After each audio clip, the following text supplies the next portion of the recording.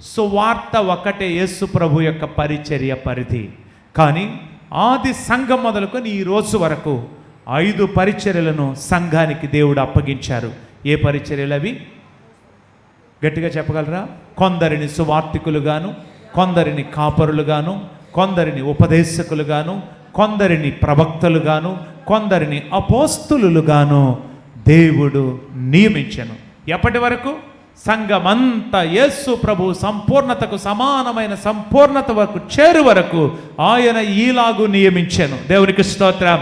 పరిచర్యను పెంచారా? పరిధిని తగ్గించారా? గట్టిగా చెప్పాలి. ఇప్పుడు నేను అడిగే ప్రశ్న, మీరు చేసుకోవాల్సిన తీర్మానం. ఈ 5 పరిచర్యల్లో ఒక పరిచర్య ఒక పరిధిలో మీరు తప్పక వస్తారు. Yes or no? అది ఏంటో ఎక్కడి నుంచి తెలుసుకుంటారు? నా దగ్గరికి వస్తారా? లేకపోతే మీ పక్కింటి వాళ్ళని అడుగుతారా? ఎవరు అడిగినా ఏం చెప్పలేరు. ఎవరి దగ్గరికి వెళ్ళి అడుగుతారు?